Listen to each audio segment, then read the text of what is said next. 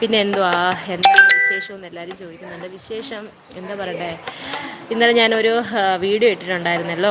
എൻ്റെ കോഴികൾ എനിക്ക് എല്ലാവർക്കും അറിയാമല്ലോ എനിക്കൊരു ഫാമുള്ള കാര്യം. അപ്പോൾ ഞാൻ കോഴിയും കൂടെയൊക്കെ അതിനകത്ത് വളർത്തുന്നുണ്ടായിരുന്നു.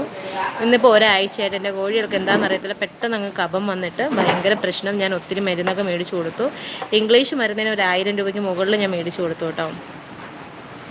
അത് കഴിഞ്ഞ് എന്താ പറയുക, യൂട്യൂബിലൊക്കെ സെർച്ച് ചെയ്തപ്പോൾ കുറച്ച് നമ്മുടെ വീട്ടിലുണ്ടാക്കി കൊടുക്കാൻ പറ്റുന്ന മരുന്നൊക്കെ കിട്ടി. ഞാൻ അതൊക്കെ കൊടുക്കുന്നുണ്ടായിരുന്നു. പക്ഷേ എന്ത് പറയാനാണ്, ഇന്നലെ വെള്ളിയാഴ്ചയായിട്ട് രാവിലെ എണീറ്റ് പള്ളിയിൽ പോകണമെന്ന് വിചാരിച്ച് എണീറ്റ് വന്ന ഞാൻ കണ്ടത് എൻ്റെ കോഴി 16 പേര് കൂട്ടിൽ ചത്ത് കിടക്കുന്നതാണ് ഞാൻ കണ്ടത്.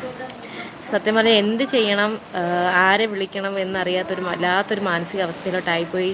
കരയണോ എന്ത് ചെയ്യണമെന്നുള്ള, കാരണം എന്താ പറയുക, നമ്മൾ മക്കളെപ്പോലെ സ്നേഹിച്ച് വളർത്തിയ മക്കളാണ് എൻ്റെ കോഴികളെല്ലാവരും.